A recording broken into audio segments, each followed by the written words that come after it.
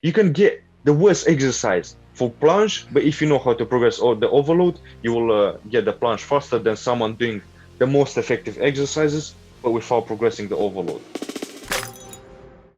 Yo, gorillas, welcome to the Athlete Insider podcast by Go Nation. My name is Phil, and today's guest is the young calisthenics beast from Great Britain, somebody that I looked forward to interview, an incredibly strong athlete in statics, in muscle-ups, in weighted, in reps in general. So yeah, let's kick off with the interview. Welcome to the show, Jan Barsegel. First of all, thank you for all you said. And yeah, I'm ready, and I've been waiting for this interview. I hope I can help some people with this interview. Yeah, I think so. let's go. I think so. So you have some, some interesting, some inspiring content on your Instagram, for example. So let's kick off. Who is Jan? How do you present yourself? How do I present myself? Someone who mostly and only posts calisthenics on social media, but this is not something I want to go with in life. So yeah, social media is only with calisthenics. And there's, some other stuff that I would want to achieve in life, which has nothing to do with sport. This is how I'd present myself when it comes to this. Yeah. Okay.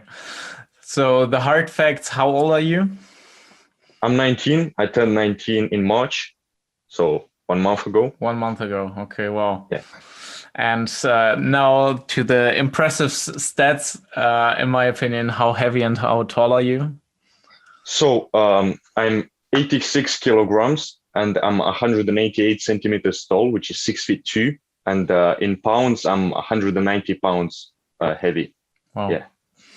That's really impressive. If I see your planche progress, but also like your statics with front lever, with everything. So yeah, I'm interested in your story. So how did you get in touch? How did you get in touch with the sport? How did you get in touch with calisthenics, with street lifting, etc.? Okay, so this is pretty interesting. So I started 4 years ago. So 3 days after I came in Britain, in United Kingdom. Mm-hmm. So I started the sport 3 days. How it happened is I didn't know any English, and I just went to a park and I see there's a random pull-up bar. Yeah. And there was a guy doing some, freestyle basically. And I look and I'm okay, that's interesting. And then I heard Russian music, which is good because I speak Russian, but I couldn't speak English. So I was like, okay, let me approach him and see how's everything going. I approach him and he speaks Russian, which is good. And then we start speaking and stuff like this. And now he's my only and best friend, basically. Oh, yeah. And sorry if he can see this, but he motivated me, but now I'm better than him.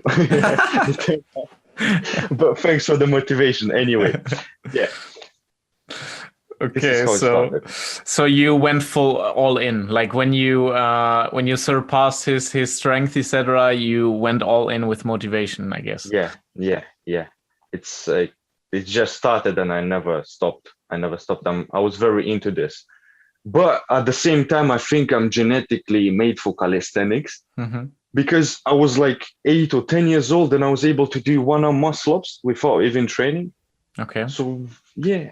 So I used to be like a show-off kid, Every time I see a pull-up bar, I went and did some muscle-ups and pull-ups and stuff. So yeah, I was built for this, let's say, a little bit. But do you come from a sportive family or like a family which does a lot of sport? Actually, my dad also used to do muscle-ups when he was younger. Wow. So again, it's genetics probably. That's why most people know me for muscle-ups, even though that's like 5% of what I do in my workout, It's just I post more muscle-ups because people enjoy it more. Yeah. You understand? Yeah. But yeah, my dad used to do one-arm pull-ups, muscle-ups.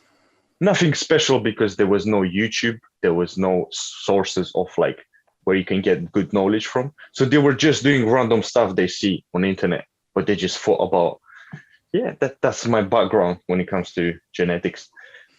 Wow. For me, it's really interesting when you say like I was built for calisthenics and I have like good genetics, because I think a lot of people with your genetics, with your height, would say, I'm too tall for calisthenics. For me, it's too hard to learn a full planche, a front lever. The leverage is too much. Like, how come that you say that you have good genetics for calisthenics? You see, I agree 100% that if you're taller and heavier, everything is so much harder in calisthenics. It takes so much longer. But personally, I know this just because I see other people who are tall and heavy struggling. But in my personal experience, I do not feel this disadvantage. So I even progress faster than some short people. You understand? But I think it's mostly because, again, I'm a little bit genetically built for this. And I've got the upper body strength from weighted pull-ups and dips. So I've got the strength for this. And also because I've got a lot of knowledge in what I'm doing. So I never do something that I'm not sure about or something that I just watched a couple of YouTube videos about. Understand? Before I start training a skill or actually focusing on something, what I do is I take a budget of money. I pay the best athletes in the world at this movement money, and I talk with them on video chat. And they give me advices. And then from all of their advices, I make my own plan. And that's how I progress fast. Yeah. Wow. So all in. Yeah, all in. 100%. Yeah. Nice. When you started, what were the goals? Was it the muscle up? Was it maybe like a clean muscle up, let's say, because you said that you did some chicken wing muscle ups as a kid, or was it the genetics? What was the goal in the beginning? So my goal was actually to only get stronger. Even now, my goal is to just get stronger. So weighted strength in terms of lifting and body weight strength. So I combine both of these things together. That was always my goal. And just getting a good physique and some muscles is just like a side effect, from training hard. Yeah. I never really wanted this, but it's a cool thing to have, it's very cool. And when it comes to genetics, the advantage I feel that I dominate a lot in is me being able to gain mass and muscles while always staying very lean. And at the same time, eating a lot and then being in surplus the whole time. Understand? So that's the advantage I get from my genetics. Okay. So for you, it's easy to gain mass, but even like staying ripped during that. But you see, the thing is, I found out that I have good genetics from other people and from seeing other people train, not from me feeling it. Because when you have a good genetics, you don't know if you have a good genetics or not, Yeah. You just train and you see progress. But I also think it's because I actually have knowledge in what I'm doing, and I tried to gain a lot of knowledge before I started doing what I do. And of course, the age, I'm young, like I'm in growth. Everything is not hard for me. You understand? Yeah. Interesting. People are always interested, and we received some questions from a community. When you started off with working out, for how long did you only do basics, or was there like statics from the beginning? Well, so I started, I think, 4 years and 5 months ago, but seriously training, it was maybe 2.5 years or 3 years. Because, 1.5 years or 2 years of this was just going once a week to the park, doing some pull-ups and then going home, which is, you cannot count this as training. So serious training with good knowledge, without injuries, it was 2.5 years or 3 years. Yeah, something like this. So I don't really have a lot of years in experience, but at the same time, it's a decent progress. Okay. Yeah. And like from the beginning, did you integrate statics directly into and complex movements, like also the muscle up, into the workout, or was it I don't know, the first half of a year, was it only pull-ups and push-ups and dips? So you see, because I didn't have the knowledge that it's better to do weights first and then hit statics, because this way you will have the body weight strength and you will get the skills easy. So what I did is, while training for weights, again, I combined with statics. It wasn't the best way of combining, but it still worked. You understand? Like now I have the more knowledge. So with my knowledge now, if I would just go back in time and start training, I would have a better progress. But yeah, I did both things. But I would suggest people to lift weights and get stronger, at least at weighted pull-ups and dips, and then start combining it with body weight skills. This is more effective. Okay. Yeah. Because it's the same maximum strength that you need, plus the tendons and everything are prepared, or what are the reasons? Let me say why. Let me say why. So if, let's say, you want to get 10 seconds plunge, yeah? Let me give an example of the characteristics of the person. You are 182 centimeters tall, 75 kilograms. You're a beginner, and you have, let's say, 15% body fat. And you can do 5-10 dips, yeah? If you start only training plunge and working on tuck, going through progressions and stuff, it might take you with these characteristics like 1 year, 1.5 years to achieve the plunge. Yeah. But if you, with the same characteristics, start lifting weights and you get to, let's say, 50 kilograms for 10 reps on dips in like 6 months. Yeah. It sounds like it's very quick, but it's possible when you know what you're doing. And just because you just started training, your progress is very fast. So if you achieve this, so which is 5-6 months, and then you train a plunge for another 4 months, you can get the plunge in 4 months, and you can skip most of the progressions. This is why it's very beneficial. So you get to a good point in weights, in lifting weights, and then after this point, you get all the skills quick. You know, instead of starting with the skills and going a long way for each skill, it's too long, and it might take off your motivation because you see very slow progress. You understand? That's why it's more beneficial to lift weights and then do statics. So you recommend to everyone doing weighted calisthenics? Yeah. I'm sure it's not even boring. I don't know how people can find it boring. I mean, everyone's different, but personally, I enjoy doing both the same, and I cannot get bored because I do both. You know, like if I get bored of lifting, I can do calisthenics. You know, I never get bored of this. So yeah, I would suggest people to do lift weights if they want good progress in calisthenics. So you get good strength in lifting, you get a decent amount of muscles, which is just a good advantage, and you get good progress in bodyweight skills. So why not to do it? I don't understand. Yeah. Oh, that's a cool approach. And like, let's switch to today. How does your workout schedule nowadays look like? Okay, so if my followers watch this, they'll be very, very happy because I get this question every day, but I never answer it. That's cool. Never. So how my schedule looks right now. Right now it's, let's say day one. I don't work like Monday, Tuesday, Friday, no, because my cycle can be 6 days, my cycle can be 8 days. Training cycle, not steroids, okay? So day one, it's high intensity push workout, yeah? Push workout. In a push workout, I do 3-5 attempts, no, I would say 2-3 attempts of full plunge, trying to hold as much as I can. For now, it's like 3-4 seconds, decent form. Then I do 2 sets of maximum hold or around maximum hold of straddle plunge. Yeah, I don't go very intense because I'm planning to lift some, to go work on strength on weighted dips. So I don't go very intense, so my joints don't get too tired. So yeah, I do this. So when it comes to statics in this workout, I don't go very intense. Yeah, I just do the basics, good training. After this, I do maybe 2-3 sets of handstand push-ups. Yeah, I don't do 90-degree handstand push-ups, even though I'm pretty good at them. I don't do this. I do only normal push because it involves too much of your even biceps when you do 90-degree, and it's too much pressure. That's why I don't do it. So I do 2-3 sets of 80% out of my maximum when it comes to doing handstand push-ups.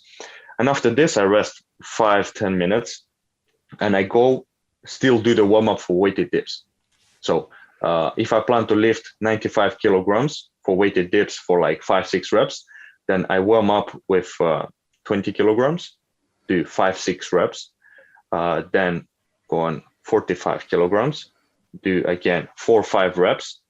Then I do the last warm-up set, which is, let's say, 70 kilograms for again 4 reps. So I'm not killing myself for warm-up, just telling my body that I'm gonna slowly go intense. Yeah, like, I mean, and one very important thing that prevents me from having any injuries is while I'm doing the warm-up, I'm trying to feel, do I feel like something can pull? Do I feel like something is going wrong? If I feel perfect and I don't feel any muscle pain or anything pulling, that's it. I can go all in and I'm never going to get injured. So it's important to see how you feel. So yeah, if I feel amazing, that's it. I'm doing my workout, being good form, going 90 degree with the back of the shoulder. So this is not 90 degree, you see? When the front of the delt is in line with the elbow. I used to do this before, but no, this is not 90. 90 degree is when the back of the shoulder is 90 degree with the elbow. This is good form, and try to round yourself so you don't open up too much and then get injured. This is very unsafe. I got injured a couple of times like this, so don't do this. Yeah. After this, actually, I don't understand what's the difference between weighted push-ups and bench press. Why would calisthenics people rather do weighted push-ups than bench press? Bench press is way better. It's more comfortable. It's easier to slowly add weights with time and progress the overload. Why do people do weighted push-ups? Like, you need to have someone with you, so they put the weights on your back and then take them off, which makes a lot of noise. It's so uncomfortable. So I don't understand. So people in the comments, tell me, what's the difference between weighted push-ups? How is weighted push-ups better than bench press? Okay. I'll be one of these people. What about the core activation? Like doing bench press, you don't have any core work in it, and the beauty of calisthenics lies into like activating the whole body and having to activate the core in every exercise. I'm just that random dude. Yeah, but when you do push-ups, that's the last thing you care about, using your abs and core. Like, you just do push-ups. You don't, like, you use maybe 2% of your core to do the push-ups. You know, so I don't think it's that important. You know, like, people say that when you do full planche, you use core. I don't, like, an average person with an average weak core is enough to train planche. You know, I think it's shoulders. When you think of the leverage, this is planche. So it's here that you're holding with. So it's scapula, you just do leans. And so you lean into planche. And with time, you try to lean more and more. And then you get it, you know, like, think scientifically and practically was the best way. Increase the intensity with time and increase the angle. That's it. Everything is easier. And I think I'm taking too long with explaining my training plan. Yeah? No, it's perfect. I think people are interested in that. Okay, because it's a lot of details that not many people talk about, but I think it's important for people to know. So this is the first day. So I started doing bench press. I never did it in my life, but I started doing it because I feel like calisthenics people skip this part of the chest in terms of not looking big and making it look proportional, but in terms of this muscle being weak. You understand? So when you do some movements, you can get injured, or with time later on, you can have some muscle disproportion, which can lead to an injury or a bad posture because, you know, some muscles are strong, but some are weak. So I started doing incline bench press. It's more just to work the muscle and to make everything proportional. So yeah, I do bench press only focusing on working the muscle, not focusing on getting very strong. I focus on this only when it comes to weighted dips. So yeah, and I train my triceps. That's the only part of the arm I train, because you see, look at the biceps, yeah, it's dominating. And look at the triceps, there's nothing there, okay? So I'm trying to work on it, you know? Yeah, but I never train biceps because I feel like it's going to be too much if I train them as well. I have enough. It's proportional. That's it. That's enough. Then you can't scratch yourself anymore if there's this melon in the way. Actually, I'm pretty flexible. I can touch any parts of the back. I can touch anything. Yeah, maybe later on I'll not be able to. For now, it's fine. It's fine. So this is day one. So again, planche, full planche. Straddle planche, handstand push-ups. It sounds like a lot, but I'm doing just a little bit, so I'm not tired. Then I do weighted dips, working on strength. So I do 4 or 5 sets, 3 to 5 reps, but I'm going intense. So it's not that I just take a random weight, do 3-5 reps, and it's all right. No, it's when it comes to the progressive overload and stuff like this, I take it very serious. That's the most important thing. It doesn't matter what you do at the training. It matters how you're gonna slowly improve with time. This is why I hate fitness influencers and people who post on social media. do this exercise, 10 to 12 reps. Bro, no. I will fight you in life if I see you. Don't say this stupid stuff. Why? Like, okay, I do 3 to 12 reps. Next training, well, for 5 trainings, I'm going to do the same thing. What's going to change? Nothing. Why do you not explain how to progress the overload? How do I slowly increase the intensity and get stronger with time? They never explain this. They do these videos only for clout. So please never listen. You can do only one exercise, one compound movement. And if you just know how to progress the overload and eat good and recover enough, that's it, you will have 20 times better progress than someone who does 5 exercises and never cares about progressive overload. Yeah, you understand? It's like, it's so much to speak about when it comes to progressing overload and stuff like this. And okay, so day 2 is rest. 1 second. Yeah. I have one question for day 1. What do you do if you feel like there is a muscle hurting? Do you stop the training at all, like, or do you just go down with the weight by a lot? Okay, so this usually happens if I do too much on the statics. Mm-hmm. And let's say I pulled something because I did the movement a bit wrong. And I don't know, I went too much. It rarely happens, but if it happens and I'm going on dips, I do a dip and I'm like, oof, something's wrong. So I feel like if I do a couple more sets, I will pull it or I will rip something. I stop the training and I go home. Okay. I go home. And because I'm young, usually in 2-3 days, I'm back. Mm-hmm. So it recovers very quick. So it's better to recover quick than being injured for a couple of months and maybe never getting back to your results. So I stop training, and I suggest people stop training when you feel that you can pull a muscle or you can feel like something's wrong. Stop training and go home and learn about how to warm up properly and recover enough. That's what you do in this situation. Yeah. Mm-hmm. Yeah. And okay, day 2 is rest. Yeah. So I don't do pull day on the day 2 because scientifically, chest and shoulders, so the opposite muscle of the chest and shoulders isn't back. Okay, so it's actually only traps. It's traps, the opposite. So if I do the pull day the next day because my chest is dead and it's very sore, I can still pull something in the chest. When I do weighted pull-ups, I can pull something. Mm-hmm. You know, so that's why I give 1 day rest. You know, so 1 day rest, then the next the day after, so day 3, I do front lever. I do 3 sets of front lever pull-ups. I do 1 or 2 reps. For now, 1-2 reps. When I'll get stronger, I'll do more reps. But for now, it's this.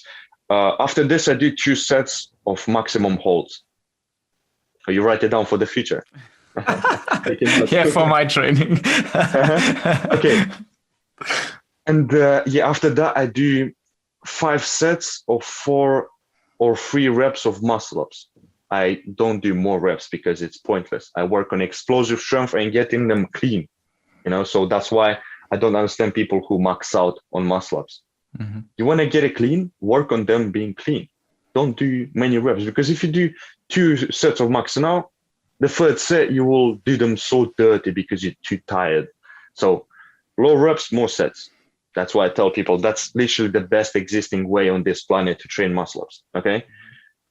No one can tell me anything different. I've seen enough in my experience and I've talked with enough people to understand what's the best. So this is the best way. But again, it depends on the person, because it depends how many muscle ups can you do, how can you do them, what level you're on. So it depends on a lot of things. And maybe it also depends. Yeah, maybe it also depends on the goal. So like your goal is more on maximum strength, but if somebody's goal is to do like 25 muscle ups or 20 muscle ups, like a really endurance athlete, would you still recommend like a lot of sets and low reps? Well, but at the competitions, they count only perfect reps, right? Mm-hmm. So you're going to have to work on this first. But you see, let's say you can do 2 dirty muscle ups right now. Yeah, that's a maximum. Mm-hmm. Let's say it took you 1 year or 1.5 years to get 2 or 3 reps, but perfect. Just because you can do them easy and very clean, you can probably do 15 clean already, because 2 or 3 are easy. Understand? And you probably do some pull-ups and weighted pull-ups on the side, which increase your endurance in the back and biceps. So you can probably already do 15 reps. Same with me. I never work on endurance, but I can probably do a decent amount of muscle ups in a row. Yeah. So I would still suggest to work on getting it clean. Cool. And then endurance. Yeah. And this is day 3. Day 4 is legs. Yeah, I do very heavy session, only focusing on getting my legs bigger. I don't care how high I can jump. I don't care about just training them for fun. I care about them looking proportional, because that's the biggest problem with calisthenics people. People complain about legs. Oh, your legs are small, that's why you can do stuff. Not mine. Mine are proportional. That's the main thing I do. I actually had a leg day yesterday. So, so yeah, I do squats, heavy squats. I do front squats, which is more for the front part of the legs. I do leg press and walking lunges and calves. So I go very intense because it's a bigger muscle. That's why I do more compound movements. It's the biggest muscle in the body. Not for calisthenics people, I guess. But yeah, it's the biggest muscle in the body, and you have to add at least 1 or 2 exercises more, to kill it properly. Yeah, this is day 4, and after day 4, now is day 5 for me. So yesterday was legs, day 5. I was supposed to do medium or light intensity planche workout, but because it's the first day back after a lockdown in UK, I feel more muscle pain than usually. So I feel like it's going to go very wrong if I do my session today. So this week I'll go more light in terms of statics. So I'm not training today. I was supposed to, but I'm not training again because I listen to my body. And probably tomorrow I think I'll feel the same because it takes longer to recover, but I will see. Everything will be perfect in 2-3 weeks anyway. Now it's just getting back, So I was supposed to do a light, medium intensity workout. When I say medium intensity, it's not the exercises are easier. Let's say my maximum hold in planche is 6-8 seconds. I do 4 seconds hold instead of 6-8 seconds, which is 50% intensity. I do the same exercises, just not holding it as long and not going as intense, but I do the same exercises. And yeah, on a light day, when it's light day intensity, I do 1 or 2 seconds instead of, 8 or 6-8. So it's just the intensity is lower. Same exercises, lower intensity. Yeah. And I think then there's day 8. I think it's just like more medium intensity workout, 1 more light intensity, and then repeat the cycle. So go back to day 1. Yeah. So I lift weights once a week, I think. Once every 7 days. Yeah. Lifting weights really means dumbbells for you, right? Just to make sure. Oh, no. I mean, so lifting weights is weighted pull-ups. Okay. And so on my pull day, I do weighted pull-ups and barbell rows. So like, again, same question with weighted push-ups. What's the difference between Australian pull-ups and barbell rows? I can tell you the difference. Same movement, same muscles, but barbell rows is more effective. Because Australian pull-ups, it's so uncomfortable to do them weighted. So you progress the overload. But barbell rows is very easy because you just add more weights on the barbell and keep going. That's it. So again, I will start doing them. So it's my first week doing bench press and barbell rows. Again, same reason, disproportions, training my, different muscles of the back so I don't get injured one day. So yeah, I do barbell rows. For people that don't know, is this that you lean and you do this stuff with an Olympic bar. This is barbell rows. And that's the session done on the pull day, by the way. That's kind of my workout plan right now. Wow. Yeah. Thanks for going into detail. I think, no I wrote everything down so I can start the cycle tomorrow. Okay. Something that I'm interested in with your physique, with your training background, etc. Tell us your planche journey. How did it go? How were the beginnings? You said that your usual approach is to contact some pros in this field. What advice did you get? What challenges did you have? Like overall planche journey? Okay, so first, for those who don't know, my planche journey started, I think 5 months ago. So when I just started training, my planche level was 1 or 2 seconds hold, but with not my legs not straight, not clean. So it was a dirty hold. That was the day one of straddle. And now I can hold full planche for 3-4 seconds with decent form. So it's parallel to the ground, decent form, and straddle planche for 6-8 seconds again, legs straight, everything parallel to the ground.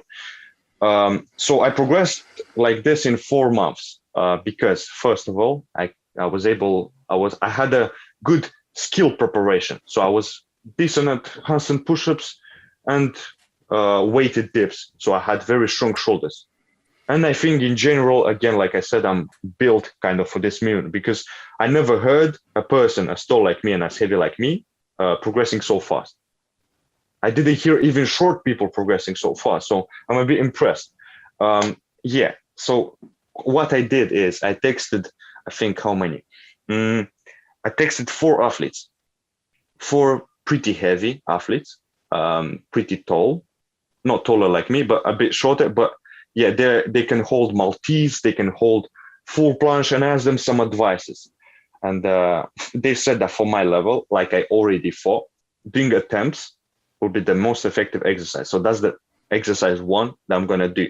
So day 1, I'm doing, because it was lockdown, I trained planche more often. I didn't lift weights. So I progressed fast because, again, I only did statics. So day 1, it's doing 5-7 attempts of straddle planche. Okay, that's the exercise I did. And by the way, let me also talk about something important. It's injuries. I know literally every single person who does planche that has bad wrists or injured wrists or shoulders. I never did, okay, because I know how to warm up. So let me actually show you, if you want, the best warm up for wrists before planche. Only one exercise, okay? It's a dynamic stretch. Okay, I've got the bar right here. So the bar is on the floor, yeah? Mm-hmm. You grab it, you just, so like, go like this, lean forward until you feel pressure, forward, back, forward, back. You do 3 sets like this, and on the first set, you go just a little bit until you feel a bit of pressure. Then on the second set, you lean a bit more, so you feel a bit more pressure. On the third set, you lean a bit more than on the first 2 sets. So then that's it. When you lean into planche, because your wrists are stretched enough and warmed up enough, you will not feel any pressure. I don't feel any pressure on my wrists because of this warm up. Yeah, and of course, before I do my actual planche attempts, I do same thing, increasing the intensity. So I do planche leans, very light planche leans. First set is very light. Second set, I lean a little bit more than in the first set. Again, holding it for a little bit, just telling my body that I'm gonna go very intense soon. And in the third last set, I lean 60% of or 70% of my actual tension in the muscle when I do the planche attempts. You understand? So it's 30%, 60%, and then 70, 80%, and then 100%, which is planche attempts. This is the best warm-up you can ever do for planche. And any skills. Use the same muscles, same angle, but increase the, the intensity. That's it. That's the best warm-up for any skills you see in calisthenics. Just think of the exercise, what's anatomically the exercise that you use the same muscles and stuff, and that's it. Okay, so yeah, and I do planche attempts. And after planche attempts, I think I was doing, what was I doing? I was doing negatives. So I would go into handstand, go straddle, and try to go slowly down. This is second best exercise for planche, for straddle planche, for my level. And then I think I was doing 2 sets of planche leans, but I lean that much so I can barely hold for 6 seconds. You know, so it's like, when I do planche, I was able to hold for like 2-3 seconds, which is very intense. So I was leaning not as much, a little bit less, so I can barely hold for 6-8 seconds. That's the 2 sets, just like a finisher. And that was my very intense workout. Okay, so that was the day 1, very intense. After this, 2 days rest. Yeah, I don't do it every day because it doesn't make sense. You need to recover, right? People recover. You don't need to do stuff every day. Because it's very intense, especially I need 2 days. So I recover 2 days, and then I do same thing, like I said, but instead of going 100% intensity, I do the same exercises, but not as much. So it's a medium intense workout. Same things. I also do straddle planche attempts, but I don't try to hold as much as I can. So a little bit less than my maximum. And this is medium workout. So after 2 days, I do a medium workout, then 1 day rest, and I do a light workout. Again, on the light workout, I do some bands, just holding it until I feel a bit of pressure because it's a light workout. So using the same muscles, but not putting much pressure on them. This is light workout. After the light workout, I rest 1 day, and then I go back to very intense training. Yeah, this is the most perfect way for me to train for my level and stuff, from what I found out, because again, I listened to different people's opinion and I made my own, and the progress, as you can see, is very good. Yeah, this is with planche. Wow. And did it like go linearly, or did you progress quickly in the beginning and then it slowed down? Like how was the progress? The progress was always, I always saw progress. So every training, every intense training, so which is once a week, I saw that I can hold it for 1 or 2 seconds more, which is very fast progress. Some people train it for 1 year and they don't see progress. I actually saw progress every week. So once a week, I saw progress. I hold it for longer. I hold it cleaner. Maybe I hold it the same amount like the last week, but this time is the same amount of time, but cleaner. So something is improving the whole time. Yeah, something like this. So I had a good progress the whole time. But right now, it's not as fast because I try to combine with things. Again, I'm trying to remember, okay, how do I actually combine it with weighted calisthenics to progress at both? So it's a lot of stuff going on, but I'm gonna progress. I think I will get to 10-15 seconds full planche in the next couple of months, or maybe 1 year. We'll see how it goes. I'll take my time with this. Yeah. Wow. Cool. What are the most common mistakes that you see people doing in planche workouts? So not only in planche workouts, in general, overtraining is the most common thing that I see people do. And the most common also thing is people don't care about progressive overload. Like that's the most important thing. You can get the worst exercise for planche, but if you know how to progress or the overload, you will get the planche faster than someone doing the most effective exercises, but without progressing the overload. So without having the knowledge about this. Yeah, this is, I think, the most common, if I'm thinking of it. No, actually, the most common mistake is people not having knowledge about stuff they do. So diet and training, they don't gain knowledge. They are lazy to gain knowledge. That's the most common thing. Me, I was so passionate about knowing everything before I get started. So I know that when I do something, that's how it should be done. I'm not making mistakes. That was the main thing. So people don't don't be lazy and go for it. There's so much information on YouTube. Just open YouTube or pay athletes. So yeah, go work 40 hours a week, make the money, pay the athletes, and gain knowledge. That's it. Yeah. Sounds These simple. are the mistakes. Cool. Yeah, apps. Do you have these apps because of genetics, or like do you work a lot on them? How come that you have like these apps? These nuts. Okay. Yeah, these apps. So it's genetics. So I have them since I was 8 years old. Yeah. And one thing about abs that I want to say to people, I don't believe in this thing that training abs will change them. Like I know it's a muscle, but from my experience, again, talking to people and everything, they say definition will change, but I don't believe in this. I'll give you a quick example of myself. I trained abs for 8 months just because of my lower back injury. Imagine, to heal my lower back injury, I had to train abs, and it actually helped. So I had very good abs before I started training them. So before I got injured, and then 8 months first, I've got a very good genetics in all the ways. Second, I had a very good diet. Third, I started training abs. So this, I was like proving to people if this works or not. Yeah, I'm the best example for proof, I would say. I trained 8 months, and guess what? After 8 months, same thing. Same abs, same depth, same definition is genetics and body fat percentage. These are the two things that you need to focus on. So if you don't have abs, it's because you eat too much. Stop eating like a pig and you will have abs. Easy. Yeah. Okay. So you think nutrition is important for your performance? You mean for abs or in general? In general. Oh yeah, it's very important. At the beginning, because of good genetics, I thought that only hard work is important because I was progressing by eating, normal foods. But then with time, I realized that nutrition is very important. People saying that, oh, I worked hard, that's why I achieved this. Working hard is the easiest thing ever. How can you want to do something without wanting to do it? Like, I don't think there's people who work out, but they don't want to work out. Working hard is the easiest part. Easy. It's very easy. I work hard because I want to work out and I enjoy it. The hardest part is diet.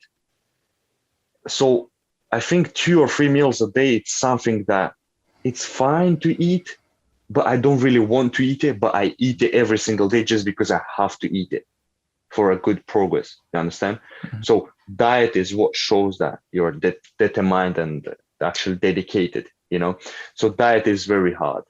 It's very hard. And it's very important, like I said. So you need to know first. I think there's an app. I think on Google, there's an app where you find out for your genetics, for your activity, how many calories you need to take a day. Because again, everyone's different.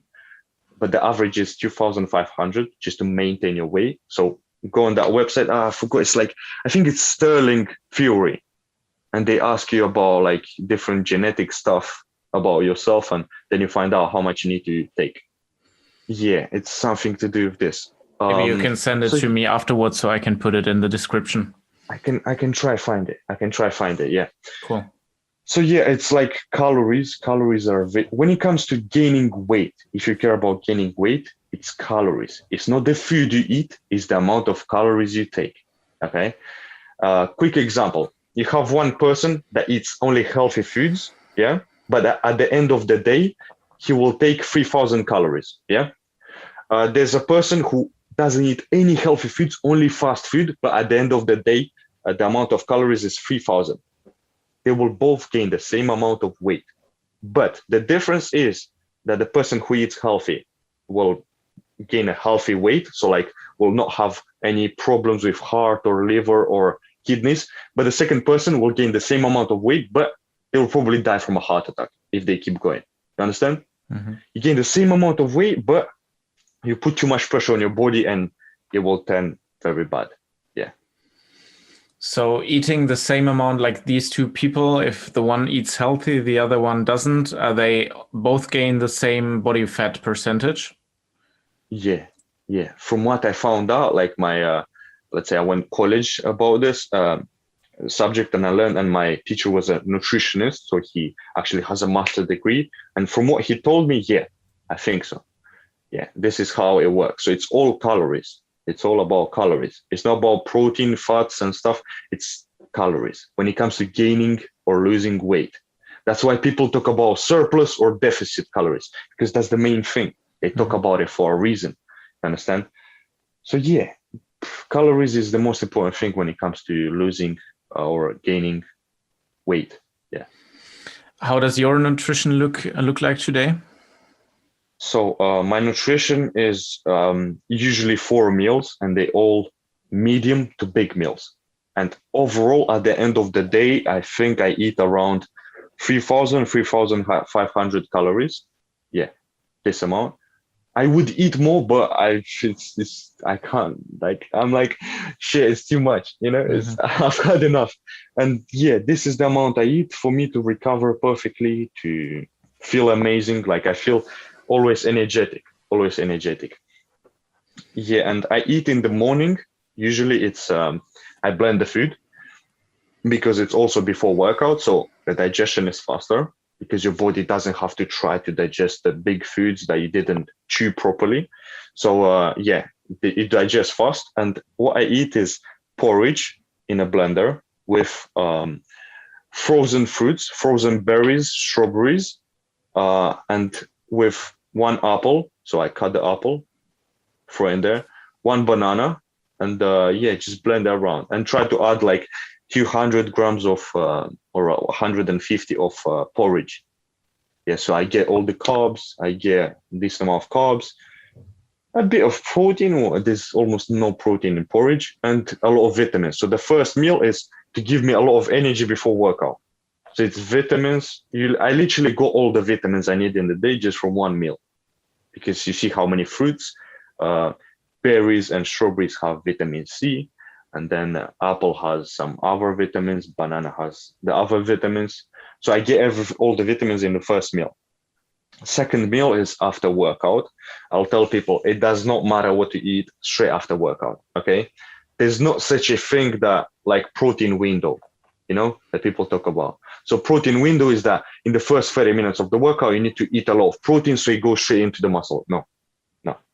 So there's no, so if you eat 30 minutes after workout or you eat 6 hours after workout, you will have the same progress. Okay. There's studies that show this. So there's no studies that show that if you eat quick after workout, you'll have a better progress. So it's all in facts, So yeah, just eat whenever. Eat 1 hour after training or 2 hours, and it does not matter what you eat straight after. Just eat a decent food with carbs, fats, and proteins. Everything is important. It's not all about protein. Yeah. So just eat everything. Your body needs everything. Yeah, I think I'm talking about the right thing. Yeah, I think I'm going off the subject a bit. Yeah, no, it's good. It's cool. No, it's good. Yeah, trying to teach people something. Nice. Yeah, supplements. What's your opinion on supplements? Overrated. Okay. Overrated. Focus on your diet. Again, learn about diet, learn about what foods, how much food, and that's enough. You don't need supplements. I tried creatine because everyone's like, oh, creatine, 20% to strength. Nothing changed. Nothing. Mm-hmm. It's the same progress. People have progress because of creatine, because their diet is very bad. So at least something is enough. At least they get enough creatine into their diet from everything else. So it helps a little bit. But yeah, studies do show that your strength increases by 5 to 10% if you take creatine. So I think that's the only supplement that is good. But it doesn't work with me, so I don't see a point. But there is a supplement that I take.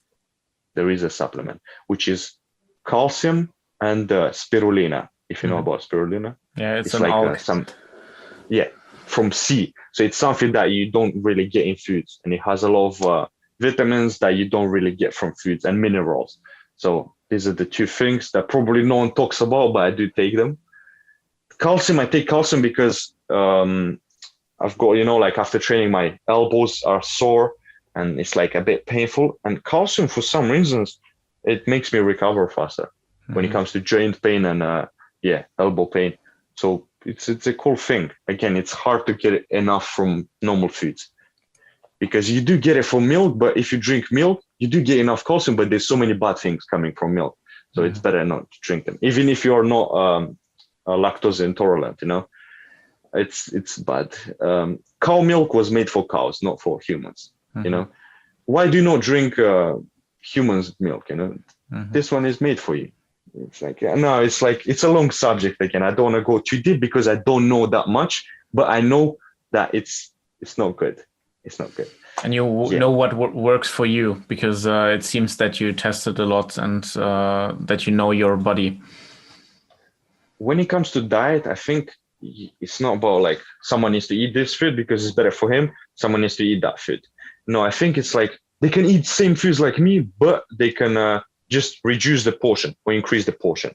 Because let's say if you have a fast metabolism, you can eat same foods like me, but eat a bit more than me. Or if you have a slow metabolism, so you gain fat easy, then eat the same foods, but decrease the portions. Yeah. This is how you're gonna get good results, because in my diet you get all the proteins, all the fats, all the carbs, all the vitamins that you need. So you feel amazing and you feel energetic. And I do eat fast food and bad foods like once every 3-4 days. or 2 days. It depends. Yeah.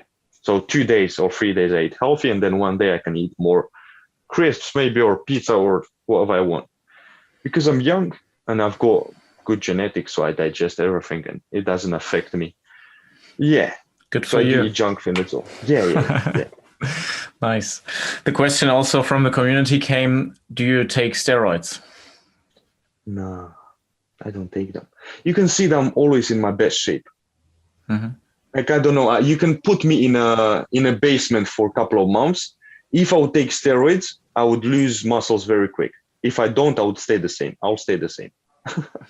I'll stay the same. Like, literally, I think when I'll get more famous, more people will maybe make YouTube videos about me. Oh, he's lying, he's natural and stuff.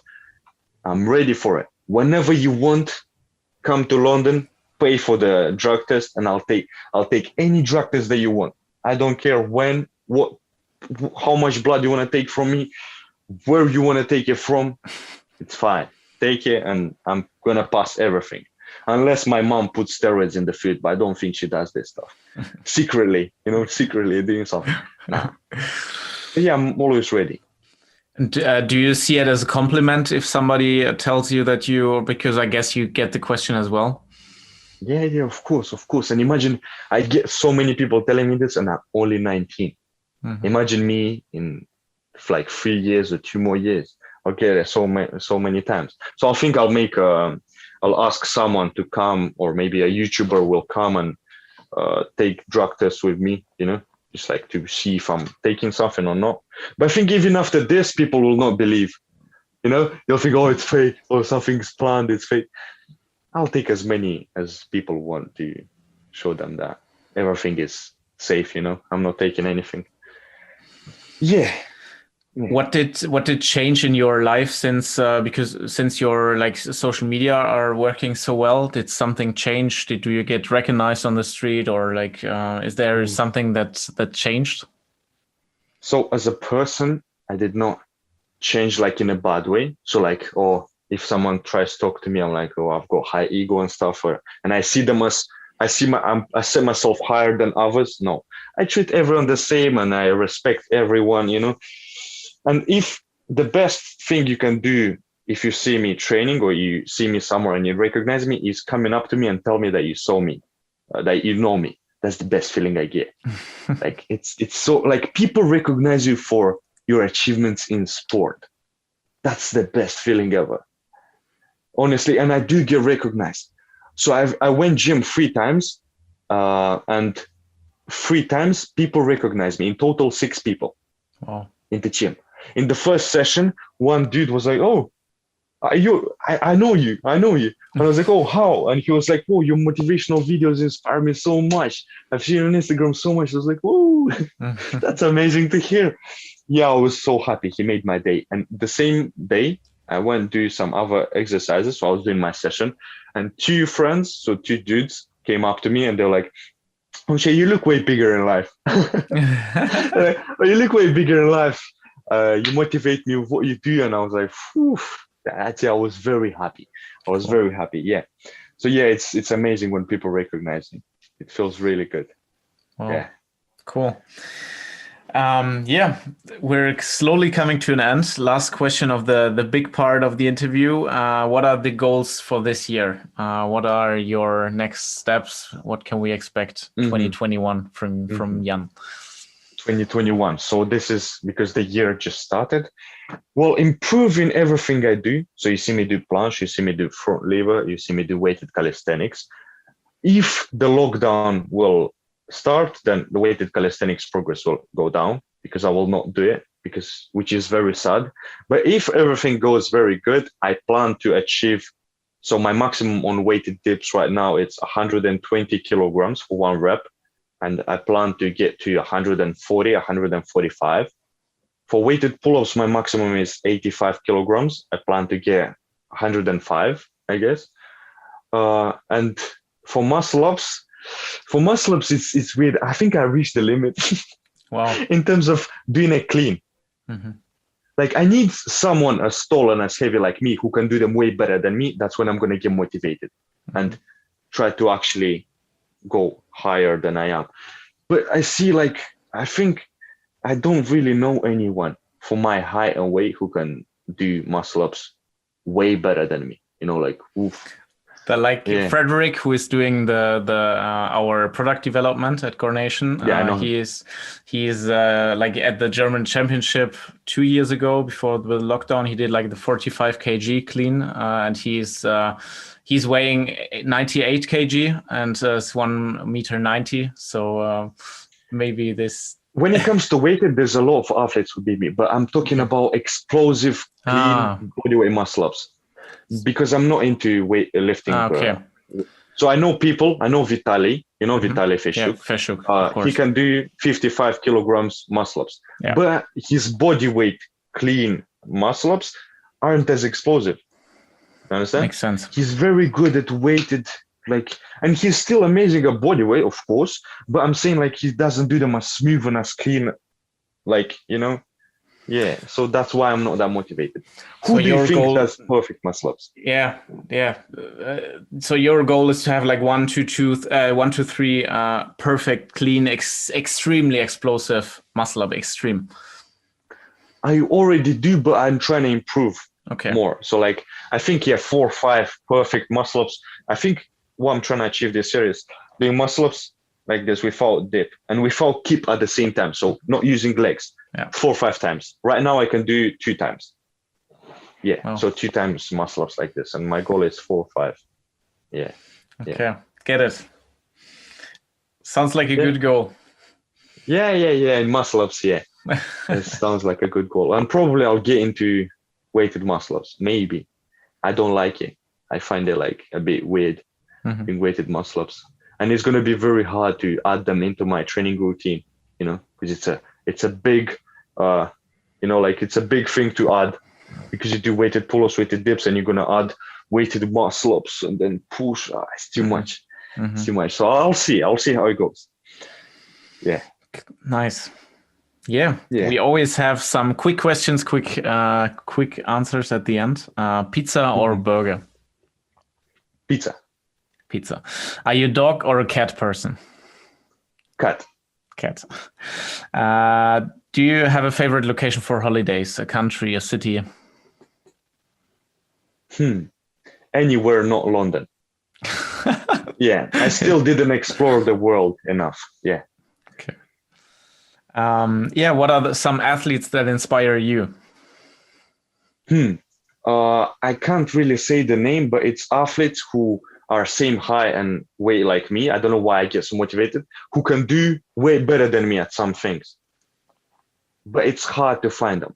So for now, it's I think I can say a couple of athletes who, I actually can't. I think there's one. It's Vitaly.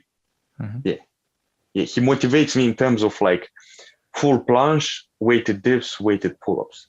So the complete weighted and statics and a heavyweight. Baki? Yeah. Baki. So I think Vitaly and Baki, they motivate me because they are complete athletes. I don't respect people who do only planche and they are amazing at planche only, That's like they just train every day. Like it's nothing that special. But combining weighted calisthenics with bodyweight calisthenics is something I find impressive, especially if you're good at both. So my goal is to get close to these beasts, Nice. But it's coming. I've got time. I've got the time, genetics, and knowledge for this. So it's coming, basically. Perfect. Patience. Do you have a favorite book that you want to recommend? I'm reading one right now, but it's not to do with sport. Is it a topic that you want to share, or is it something? Well, I never really shared about what I want to do in life, and I will not.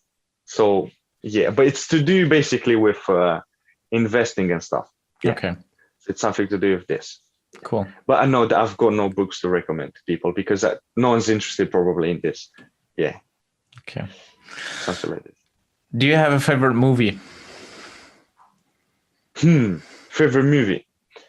Yes, but I forgot the name of it. But I know, I know one that I find like really amazing. It's my second favorite, and I know the name of it. It's Baby Driver. Yeah, that one, I really love it. Favorite song right now? Favorite song? Okay. It's my favorite artist is Miyagi. If people know it, he's a Russian singer.